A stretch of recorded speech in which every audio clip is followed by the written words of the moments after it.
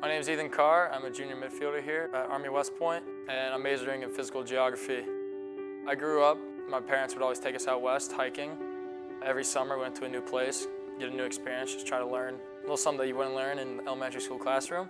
So once I got here to West Point, I saw that I had the opportunity to study and focus my education on something that had to do with our natural environment and resources, and just something I really cared about, so that's why I chose to become a physical geography major. This past summer, I decided to go work for the U.S. Forest Service at the Gila National Forest in New Mexico, where I was given the opportunity to work with the forest crews and incident management teams controlling the buzzard fire. The town that I stayed in for the first part was Reserve, New Mexico. You won't find it on any map. There's about 150 people there, maybe. There's one road, 2 restaurants, a little store, and then a little down the highway, there's the U.S. Forest headquarters for the Reserve District of the Gila National Forest.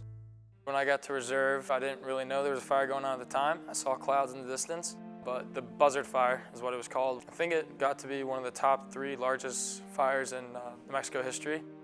It's in a very far away region from a lot of civilization, so not much attention was brought to it, but it was destroying a lot of key resources in the area that have been there forever. It was endangering a lot of habitats, so it was really important. It became like a national priority in a sense that they kind of get under control. And Ranger John Pearson, who I was with, was in charge of the whole buzzard fire. Why I call United States Military Academy the greatest education in the world is not just what happens in the classroom, but a lot has to do in how their summers are set up. Just an amazing leadership experiences that these young men and women get a chance to partake in, and really enriches what they're going through and during the school year in the classroom. So far in my West Point experience, Ranger John Pearson has been probably the best leader I've been with, got to follow and learn from. He was a true definition of a servant leader. Everything he did was for others. When I was with him, it was get up at 4, drive out to the fire camp, morning briefings. From then on until about 10 p.m. at night, we were driving around the fire, helping out, seeing what needed to be done. He was the main guy in charge, but also would go help out the lowest person. He made it a priority that he had a personal connection with everybody. He knew everybody's name. So just the way that he interacted with them, you could tell that everybody trusted him. That's something I would like to bring into my development as an officer, is making sure I put in the time to really understand who I'm in charge of and who's following me. One of the big things I got to witness this summer was seeing the planning that goes into fighting a fire, and I took that to planning and to military operations and that sort of deal later into my summer details here. While it might not make sense to somebody at the bottom, the people who are making the plan at the top, they kind of see a larger picture of what's really going on.